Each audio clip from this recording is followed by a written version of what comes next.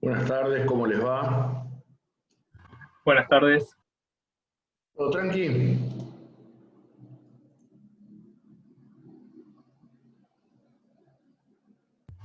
Por ahora todo bien.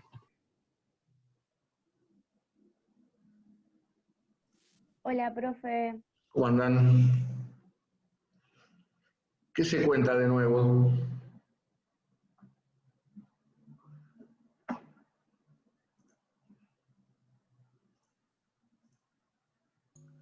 Hola, buenas tardes. ¿Qué tal?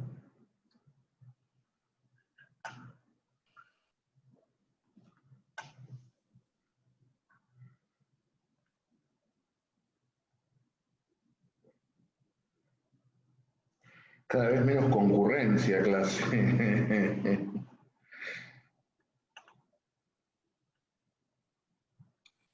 Raro, profe. No sé qué está pasando.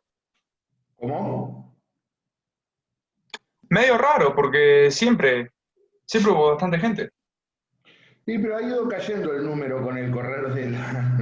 Se están espantando, me parece. Si somos 50 y la media normalmente somos 22. Sí, más o menos el promedio ha sido ese, 20 y pico.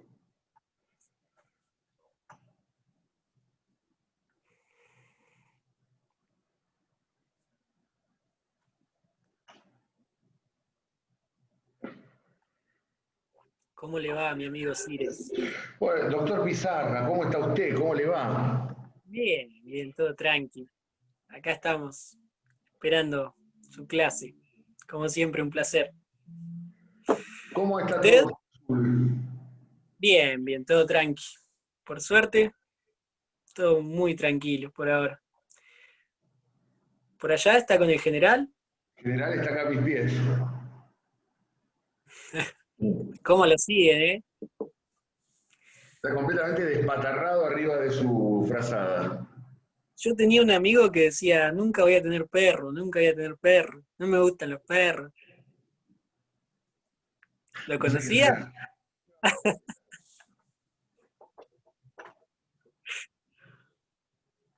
Bueno, a ver, 19. Bueno, arranco. ¿Usted qué dice, Pizarra? Y sí, sí, sí. Salvo que quiera esperar hasta y 5.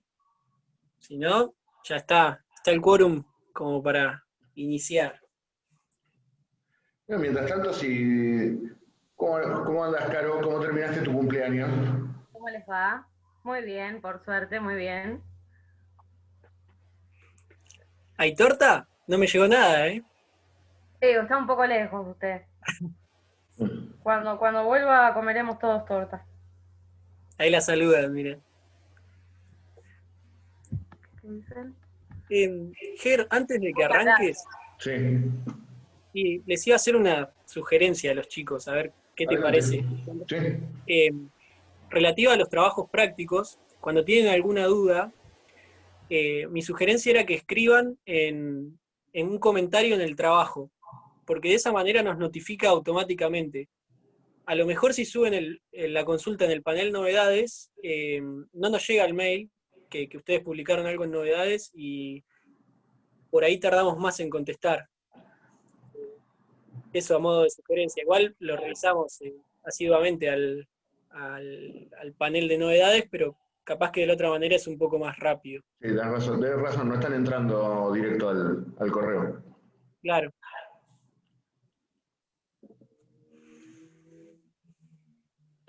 Chicos, ¿tienen alguna pregunta?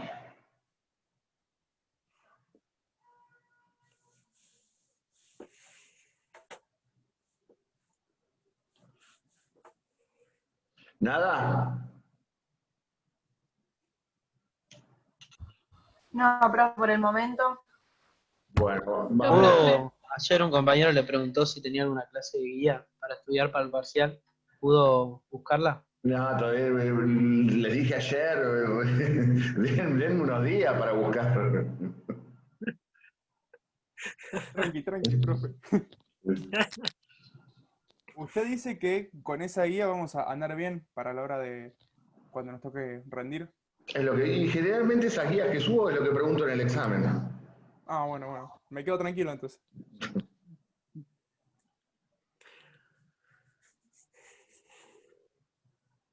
De lo que vimos ayer, ¿ninguna pregunta? Sí, profe, a mí ayer mientras explicabas me quedó algo medio en duda. Decime. Los ingleses cuando solo Francia había invadido, cuando había bloqueado el puerto, no Sí. estaban de acuerdo, porque no les convenía. ¿Por qué después se unieron a eso más adelante? Porque lo que cambia es la situación geopolítica también. Cuando se produce el bloqueo francés en 1838, Inglaterra en un primer momento está a la expectativa, porque ven que si Rosa cede, ellos podrían también articular sus reclamos con algunas cosas que les interesaban. Entonces, en un primer momento están expectantes. Cuando ven que Rosas no cede, el tiempo va pasando y el puerto está cerrado, y eso perjudica a los comerciantes británicos en Buenos Aires, ahí es donde presionan a Francia para que levante el bloqueo. Ahora, en 1845, la nueva agresión armada se produce por cuestiones distintas a lo que había ocurrido en 1838. En primer lugar, ven, tanto ingleses como franceses, que Montevideo está próxima a caer en manos de Oribe, aliado de Rosas, con lo cual podía darse la situación que habían querido evitar con la creación del Estado Oriental Independiente, es decir, que ambas márgenes del Río de la Plata estuvieran en manos o de un solo Estado o de Estados aliados. Por lo tanto, no podían permitir que el ejército oribista, apoyado por Rosas, sitiara Montevideo. Y por ello esgrimen de que la Argentina no tenía el derecho de ejercer actos de bloqueo. Y la segunda cuestión es las nuevas técnicas de navegación desarrolladas a raíz de la navegación a vapor, que les permiten remontar los ríos interiores. Entonces ahora, tanto ingleses como franceses, ¿qué es lo que pretenden? Que se abran los ríos de la Confederación y aplicar la ley inglesa y la ley francesa en los ríos argentinos. En consecuencia, en el segundo bloqueo, para lo que van a presionar es para esto. Lo que pasa que, luego de la defensa de Obligado y la distinta guerra de guerrillas a las cuales son sometidas los ingleses y franceses cada vez que quieren desembarcar, y a su vez las acciones de hostilidad que recibe permanentemente la flota, lo que claramente ven es que si cada vez que quieren remontar el río van a recibir una fuerte defensa desde todos los sectores, les van a hundir buques, van a perder mercadería, la verdad no es un buen negocio. Y en este sentido, ¿qué es lo que ve Inglaterra? Dice, nos lanzamos juntos a esto. Para Inglaterra no está haciendo buen negocio, no es buen negocio para nosotros, tampoco puede ser buen negocio para nadie. En consecuencia, como los ingleses ven que su política fracasó, automáticamente, de hecho, levantan el bloqueo, recién el tratado, hemos visto, se firma en 1849, y van a presionar a los franceses para sentarse a la mesa de negociaciones. Es decir, no hay una incoherencia política entre por qué no en 1838 y por qué sí en 1845. Eran cuestiones distintas.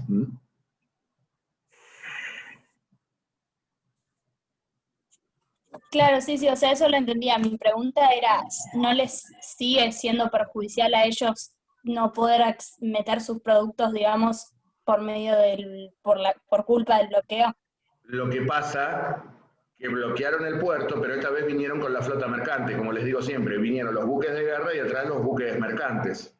Una vez que logran pasar el recodo de Obligado, siguieron remontando el Paraná, tanto los buques de guerra como los buques mercantes. Lo que pasa que, como ya les digo, se les hundieron buques, se perdieron mercadería, fue caótico la expedición en ese sentido.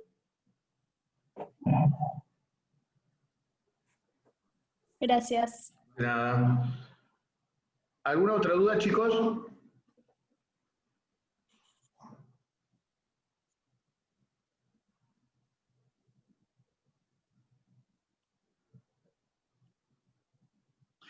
Bueno, entonces vamos a seguir, ya nos queda poco de lo que es el temario que entra en el examen, ya estamos entrando en el último punto de la bolilla 7, que es el Acuerdo de San Nicolás.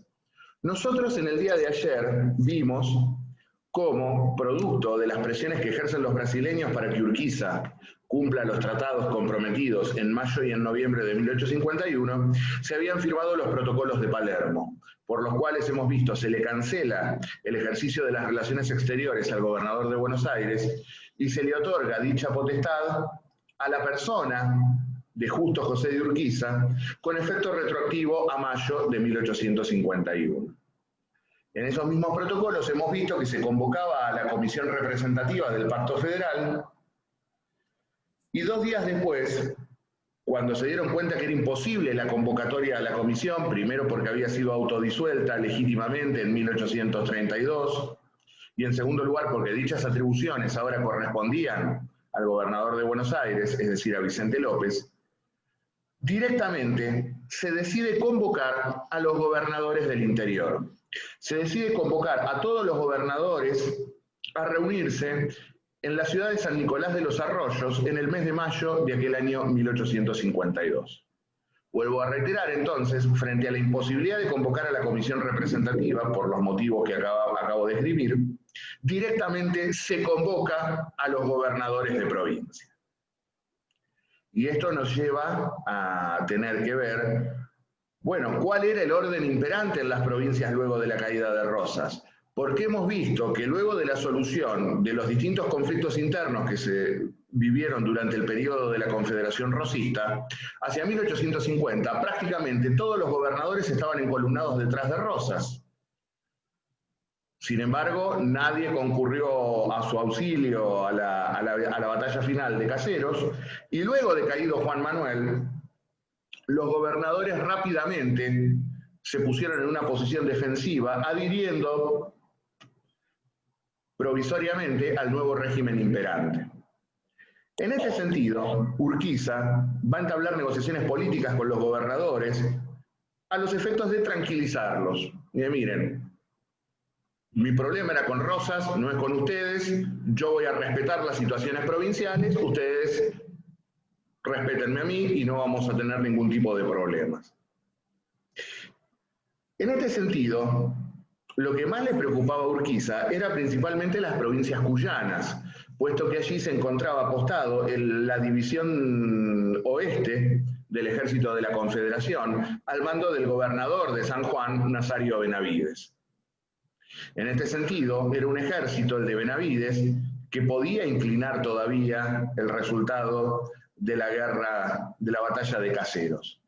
Por lo tanto, Urquiza va a enviar allí a Bernardo de Irigoyen en misión diplomática, precisamente para explicarle a Benavides esta política que yo acabo de manifestarles. En efecto, Urquiza ya había manifestado días posteriores de Caseros que no habría ni vencedores ni vencidos. Tengan cuidado con esta frase, porque cada vez que en la historia argentina se dijo no habrá ni vencedores ni vencidos, hubo vencedores y hubo vencidos. Esta misma frase sería pronunciada prácticamente un siglo después por Eduardo Lonardi, el general golpista que derrocó al gobierno constitucional de Perón, y también dijo no habrá vencedores ni vencidos. El fusilamiento del general Valle y los fusilamientos ilegales de José León Suárez darían cuenta de que era una burda mentira. Esto ténganlo en cuenta. Cada vez que alguien dice ni vencedores ni vencidos es porque se viene la revancha estrepitosa. Y Urquiza, en este sentido, como ya les digo, había manifestado esto por la pacificación nacional, había ordenado nuevamente el uso del cintillo punzó. En esto claramente Urquiza siempre se había manifestado federal, lo que genera un inconveniente con los unitarios de Buenos Aires, toda esta bolsa de gatos que lo había acompañado en el Ejército Grande. De hecho, Urquiza se los dirá con todas las letras. Pretenden hacerse acreedores de una revolución que no les pertenece. Tarde se acordó de esto Urquiza igualmente. Lo cierto entonces es que ¿por qué manda a Bernardo de Irigoyen? ¿Y quién era Bernardo de Irigoyen? Bernardo de Irigoyen había sido secretario personal de Rosas, era un joven diplomático, y había sido también embajador en Chile. Con lo cual era muy común verlo por las provincias cuyanas en sus viajes rumbo a Chile, o cuando estaba cerrada la frontera o cuando había algún inconveniente con el país vecino, obviamente esperaba de este lado de la cordillera. Por lo tanto, era un hombre conocido y respetado en Cuyo, Bernardo de Irigoyen. Y en efecto, Irigoyen le expondrá esta política de Urquiza. Benavides está de acuerdo, la mayoría de los gobernadores consciente, y esto explica por qué todos aceptan entonces concurrir a la reunión de San Nicolás de los Arroyos. En este sentido, la mayoría de los gobernadores consiente en que sean ellos quienes sellen el acuerdo para convocar definitivamente a un Congreso Constituyente. En este sentido, cabe destacar, piensen ustedes, la misión Irigoyen se decide enviar en abril y el pacto se terminó firmando el 31 de mayo de 1852, con lo cual fue en tiempo récord que se dieron las negociaciones, la firma. En efecto, lo que pasó fue lo siguiente. Si bien los gobernadores estaban de acuerdo, no todos llegaron a San Nicolás. Algunos, a pesar de las garantías que les dio Urquiza, tenían miedo de que una vez que se retiraran de sus provincias, fueran derrocados por revoluciones liberales. En consecuencia decidieron no viajar a San Nicolás y delegaron en Urquiza la firma del tratado.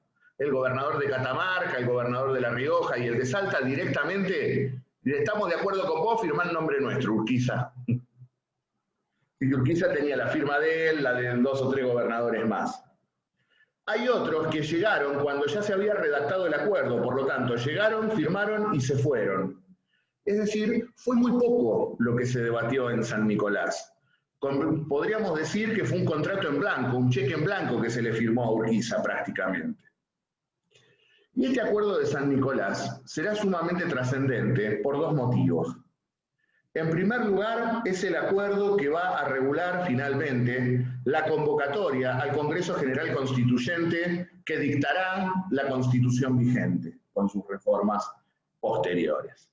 Y a su vez también es el acuerdo que va a organizar provisoriamente el país durante este periodo hasta el dictado de la Constitución. Es decir, el tratado claramente consta de 2 partes. Por un lado, la convocatoria al Congreso Constituyente y por la otra, la organización de un poder nacional provisorio hasta el dictado de la Constitución. Estas son las 2 partes que componen el Acuerdo de San Nicolás. Generalmente yo les suelo preguntar en el examen, ¿quién firma el Acuerdo de San Nicolás? Cuando les pido quién firma el acuerdo, no pido que se acuerden quién firmó en representación de qué, quiénes eran los gobernadores. Uno se acuerda de lo más conocido, uno se acuerda de Urquiza, se acuerda de Vicente López, Benavides. Ahora, no nos acordamos de todos los gobernadores. Cuando apunto a quiénes firmaron el acuerdo, me refiero a esto, a los gobernadores de provincia. Fueron los gobernadores de provincia los que firmaron el acuerdo. Es decir, no pido que me digan quién fue la persona física. Lo que quiero que me digan es que fueron los gobernadores, simplemente. En este orden de ideas, entonces vamos a desarrollar el Acuerdo de San Nicolás. Ven que allí se los pongo. Firmado por los gobernadores de las provincias y las 2 partes que componen el acuerdo. Ahora bien, para reforzar que el Acuerdo de San Nicolás es el preexistente junto al Pacto Federal, fíjense lo que va a decir el artículo 1. Se le otorga al Pacto Federal el carácter de ley fundamental de la nación. Por el artículo 1 del Acuerdo de San Nicolás se declara al Pacto Federal ley fundamental de la nación. Y el artículo 2 lo que hará es poner en funcionamiento el artículo 16, inciso E, de aquel Pacto Federal. Proclama allí el artículo 2 de San Nicolás que encontrándose en la actualidad todas las provincias de la República en plena libertad y tranquilidad, ha llegado el caso previsto en el precitado artículo 16 del Pacto Federal, arreglar por medio de un Congreso General Federativo la administración general del país bajo el sistema federal. Es decir, por el artículo 2 del Acuerdo de San Nicolás, se convoca definitivamente al Congreso General Constituyente de carácter federativo. En este sentido, reitero entonces, el Acuerdo de San Nicolás,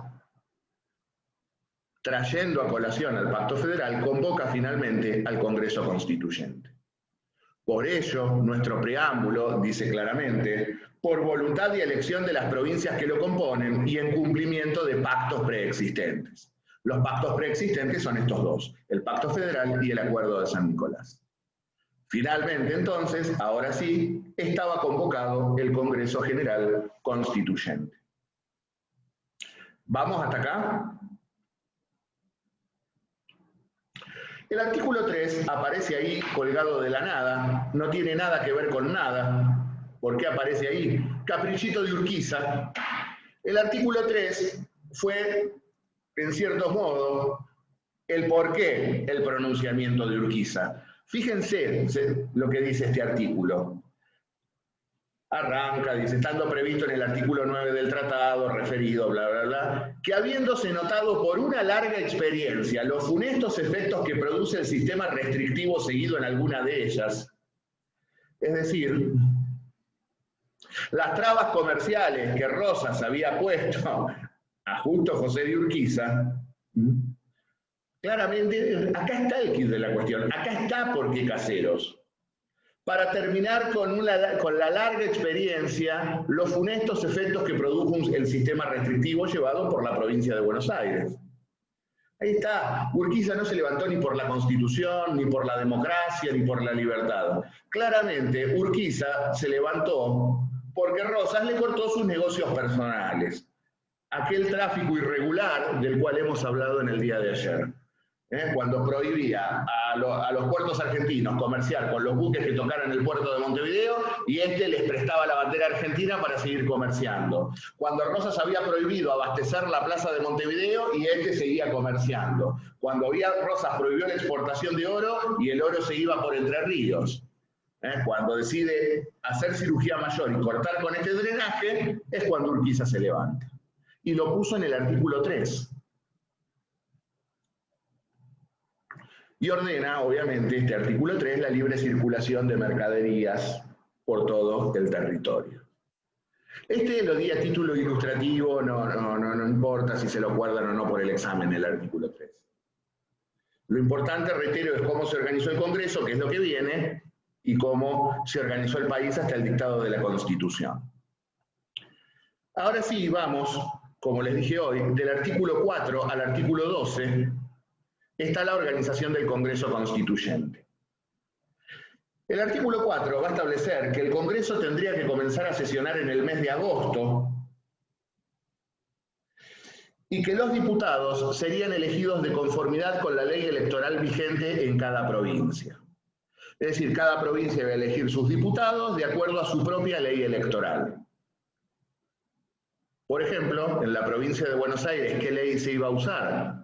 Aquella vieja ley electoral de los tiempos de Martín Rodríguez y de Rivadavia, la ley electoral del mes de agosto de 1821.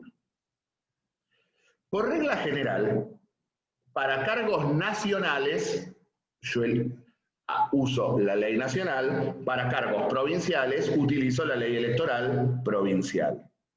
El Congreso Constituyente era nacional, tendría que haber usado una ley nacional, ¿verdad? Con esta lógica. Ahora, mal puedo usar una ley nacional cuando no tengo a la nación organizada jurídicamente hablando. Es por ello entonces que se permitió que cada provincia aplicara su propia ley electoral para la elección de los diputados. Entonces reitero, Congreso en el mes de agosto, cada provincia elige sus diputados de acuerdo a su propia ley electoral, y el artículo 5 establece la igualdad jurídica de las provincias. ¿Por qué? Porque todas las provincias van a concurrir con la misma cantidad de diputados. 2 diputados por cada provincia. Para evitar discusiones, para ver si vos mandás más, si vos mandás menos, que cuánta población tenés, que cuánta... Listo, se termina la discusión. 2 por provincia y a otra cosa. Estaban apurados los muchachos. Querían rápido solucionar el entuerto. Profe. Sí. Para el parcial hay que saber así diferenciar por artículos o con que te digamos cómo está organizado está bien. Cómo está organizado, lo vengo diciendo hasta el cansancio de esto. No es necesario que se aprendan los artículos de memoria. Pero ahora, yo que les voy a preguntar, ¿cómo se organizó el Congreso?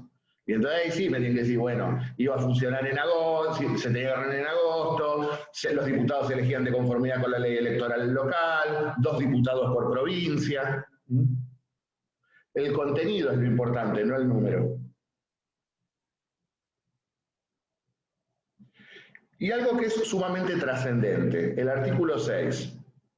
Dice, el Congreso sancionará la Constitución Nacional a mayoría de sufragios, y los diputados deberían concurrir sin instrucciones. Con esto querían evitar algunos inconvenientes.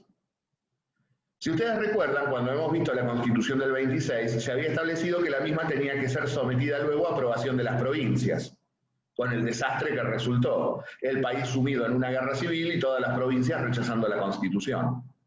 Para evitar nuevamente una experiencia de ese tipo, el Congreso sanciona la Constitución y se terminó la cuestión. No la tiene que aprobar nadie más. La sanciona el Congreso a mayoría de votos y se terminó el problema. Y para evitar cuestiones como las que hemos visto en la Asamblea con los diputados artiguistas, había que ir sin instrucciones al Congreso. El artículo 7 es verdaderamente payasesco. Es necesario que los diputados estén penetrados de sentimientos puramente nacionales para que las preocupaciones de la localidad no embaracen la gran obra que se emprende. Emplearán toda su influencia legítima a fin de que los ciudadanos elijan a los hombres de más probidad, bla, bla, bla. Sarasa. Yo creo que lo que pretenden es que claramente no se discutan cuestiones locales, que verdaderamente el Congreso tenga por miras organizar definitivamente la nación. Y que el Congreso no se obstaculice o no se trabe con discusiones de cuestiones propias de cada provincia, por el chiquitaje interno de cada provincia. Es una interpretación, la verdad es ridículo poner algo así. Pero bueno, está.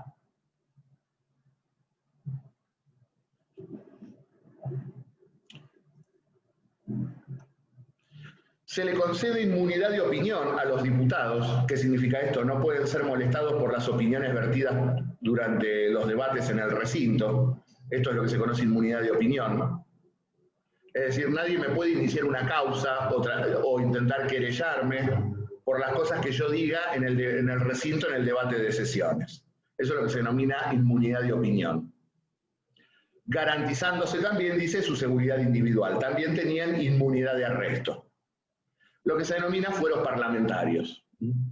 No pueden ser molestados por lo que dicen en el recinto, ni tampoco se los puede arrestar para evitar su concurrencia a sesionar. Ahora bien, en caso de que se les otorgaba a las provincias la facultad de retirar a sus diputados si lo querían conveniente, y tenían que reponerlo inmediatamente. Es decir, vos podías hablar libremente, pero si a tu gobernador no le gustaba, te podía sacar y mandar otro en tu lugar. O mejor dicho, le podía molestar a Urquiza lo que vos dijeras, y si le molestaba a Urquiza, agarrate. Ahora bien, ¿de qué iban a vivir los diputados mientras tanto, mientras trabajaban en el Congreso? Iban a gozar de dietas y viáticos, como todos diputados. ¿Y quién iba a ser el encargado de pagar las dietas y viáticos? El encargado de las relaciones exteriores de la Confederación Argentina, es decir, Justo José de Urquiza. Bueno, Urquiza era el encargado de pagarle el sueldo a los diputados constituyentes. Por eso les decía, ¿qué era lo que hacía Urquiza en represalia cuando decía cosas que a él no le gustaban? No te pagaba el sueldo. Pero, profe, ¿qué tiene que ver el encargado de las relaciones exteriores con los diputados? Y porque, digamos, hoy por hoy, ¿de dónde salen los fondos para poner en funcionamiento el Congreso de la Nación? Del Tesoro Nacional. Y el Tesoro Nacional lo administra el Poder Ejecutivo. Acá es lo mismo. No hay Tesoro Nacional porque no está organizado ni hay un Poder Ejecutivo. La única autoridad de carácter nacional que tenemos es el encargado de las relaciones exteriores. Por eso se le da a él la facultad de pagar las dietas y viáticos. Ah, ok. Una cuestión provisoria hasta que esto se organice.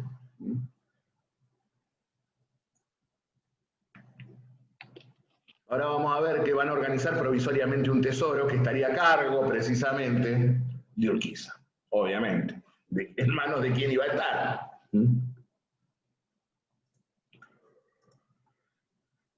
También el encargado de las relaciones exteriores sería el encargado de instalar y abrir las sesiones del Congreso, sufragando todos sus gastos. Hoy pasa lo mismo, el encargado de abrir las sesiones del Congreso de la Nación, ¿quién es? El presidente. En ese momento la única autoridad nacional era el encargado de las relaciones exteriores, por lo tanto es el que tiene en sus manos la facultad de inaugurar las sesiones del Congreso y de instalar el Congreso. Y el Congreso iba a funcionar en la ciudad de Santa Fe. Es decir, el Congreso que dictó nuestra Constitución residió en la ciudad de Santa Fe. Santa Fe de la Veracruz, capital de la provincia de su mismo nombre. Y luego, el artículo 12 es el que establece cómo es el procedimiento luego de que el Congreso sancione la Constitución. Sancionada la Constitución por el Congreso, el encargado de las relaciones exteriores es el encargado de promulgarla. Promulgada la Constitución, debe procederse a la elección del primer presidente constitucional, y una vez que el primer presidente toma posesión del cargo, el Congreso Constituyente debe disolverse. Reitero, el Congreso dicta la Constitución. Como toda ley sancionada por un Congreso, tiene que ser promulgada por un Poder Ejecutivo. Reitero, no tenemos Poder Ejecutivo. La única autoridad de carácter nacional que tenemos es el encargado de las relaciones exteriores. En consecuencia, Urquiza, como encargado de las relaciones exteriores, tiene que promulgar esa Constitución. Promulgada la Constitución, es decir, ya estando vigente la misma, debe convocarse a elecciones presidenciales. Y elegido el primer presidente, el Congreso Constituyente se disuelve, comenzando a funcionar ahora sí las autoridades constituidas. ¿Queda claro esto? Profe, una consulta, Sí, profe. que los congresos estén, por ejemplo, en este caso que se sitúa la sede en Santa Fe, ¿es algo estratégico o es simplemente la elección de alguien en particular? No, es Que una se sitúe en ciertas provincias. No, es una cuestión de elección. En este sentido, Santa Fe había sido la sede de la Comisión Representativa y de la Convención Nacional antes, había sido una de las provincias pioneras en el federalismo, es una provincia que también está a mano de todo, está a manos del norte, del centro. Perfecto. Y también está cerquita para Urquiza tenerla controlada a látigo corto, ¿no? Porque piensen ustedes que a todo esto era el encargado de las relaciones exteriores, pero seguía siendo gobernador de Entre Ríos, nunca nos olvidemos de eso, ¿eh? Tenía el poder nacional y el poder de su provincia. Bueno, entonces hasta aquí tenemos el acuerdo de San Nicolás en cuanto a la convocatoria al Congreso. Ahora viene la mejor parte, ahora viene la organización del poder provisorio hasta que se dicte la Constitución. Es decir, viene todo el cúmulo de atribuciones que se le confirieron a Urquiza.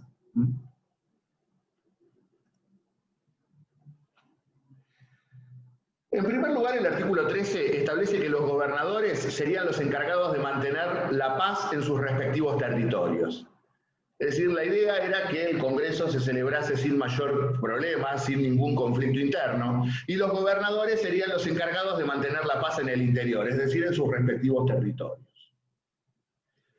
Ahora, ¿qué ocurría si esa paz pública se perturbaba en el interior de alguna provincia? Se produciese una sublevación armada, se derrocara algún gobernador, es decir, se produjese alguna sedición, que era lo que, reitero, temían los gobernadores. Pues bien, se lo faculta al encargado de las relaciones exteriores de la Confederación Argentina, comandante en jefe del Ejército Aliado Libertador, gobernador y capitán general de la provincia de Entre Ríos, brigadier general Justo José de Urquiza, la facultad de intervenir las provincias. Es decir, Urquiza por sí mismo tenía en sus manos la facultad de intervenir las provincias en caso de perturbación de la paz pública en el territorio de alguna de ellas. Pero, profe, esto sería a pesar de tener un presidente electo a través del sufragio igual. Ahora vamos a ver qué es lo que se discutió con eso, porque es cierto, no era un presidente electo, pero de algún lugar había que partir. Porque claramente no hay autoridades nacionales, por eso esta organización es provisoria hasta el dictado de la Constitución. Ahora, En esta organización provisoria, a Urquiza veremos que le dieron absolutamente todo. Porque si esto no es la suma del poder público, ¿qué es? Como veremos. Esto refería entre la sanción del acuerdo y la entrada en vigencia de la Constitución. Por el artículo 15, se le confiere a Urquiza la comandancia en jefe de los ejércitos de la Confederación. Es decir, Urquiza ahora es el comandante en jefe de todos los ejércitos de la Confederación Argentina. Hasta ese momento, los ejércitos eran contingentes formados por las provincias, que respondían a sus mandos naturales, es decir, los gobernadores. Ahora se unifica el mando del ejército. ¿En manos de quién? De Urquiza. Por eso, por ejemplo, la doctora Rivas, ex titular de nuestra cátedra, sostenía que este artículo es el que marca la nacionalización del ejército. Por esto, porque antes el ejército se formaba sobre base de contingentes que enviaban las provincias, que respondían a sus jefes naturales, y por primera vez hay un ejército unificado con un mando centralizado, en la figura del encargado de las relaciones exteriores de la Confederación. A su vez también, el encargado de las relaciones exteriores podía reglamentar la navegación de los ríos interiores. Urquiza podía por sí solo reglamentar la navegación de los ríos interiores. Recuerden que se lo había prometido a Brasil, y ahora veremos que Inglaterra y Francia, cuando se enteran de que Rosas ha caído, mandan precisamente negociadores, ¿a efectos de qué? De abrir los ríos que Rosas había cerrado y que se los había impuesto en los tratados Southern y Lepredel. Fuimos a una guerra con las potencias por los ríos, les ganamos la guerra, les impusimos el reconocimiento de la soberanía argentina sobre ellos, y ahora se faculta a Urquiza para que los abra, los cierra, los ponga, los corra, que haga lo que quiera con los ríos. Como verán, encargado de las relaciones exteriores de la Confederación Argentina, comandante en jefe de los ejércitos de la Confederación Argentina, comandante en jefe del Ejército Aliado Libertador, con la facultad de intervenir las provincias, reglamentar los ríos, inaugurar las sesiones del Congreso, sufragar los gastos del Congreso, pagarle los sueldos a los diputados. El gobernador de Entre Ríos, me olvidaba. ¿Algo más, papito? Sí, hay más. Hay más. Como no es bueno que el hombre esté solo, claro, pobre Urquiza, la soledad del poder, le ponen un Consejo de Estado para que lo acompañe en el ejercicio de esta función. ¿Cómo iba a estar integrado ese Consejo de Estado? Urquiza elegía al que quería. Es decir, se faculta al encargado de las relaciones exteriores para que elija a los miembros del Consejo de Estado. Y puso a los amigos, ¿a quién va a poner? Ahora, claro, era muy complicado decir encargado de las relaciones exteriores, bla, bla, bla. Claro, imagínense, el sello debía tener el tamaño de una casa, más o menos, para firmar un documento público. Había que ponerle un título a todo esto. Director provisorio de la Confederación Argentina.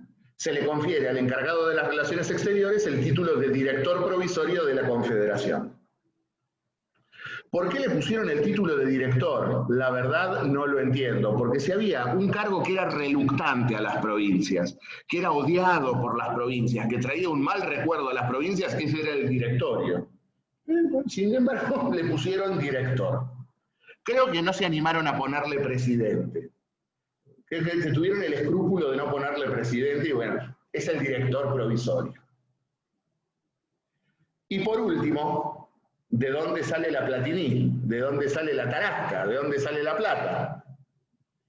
Las provincias concurrirían proporcionalmente con el producto de las aduanas exteriores a los gastos de la Administración Nacional hasta el establecimiento de las autoridades constitucionales. Es decir, cada provincia aporta su peculio al Tesoro Nacional. ¿Y quién iba a administrar ese Tesoro Nacional? El encargado de las relaciones exteriores de la Confederación Argentina. Entonces, director provisorio de la Confederación, encargado de las relaciones exteriores, titular del Tesoro Nacional, comandante en jefe del Ejército.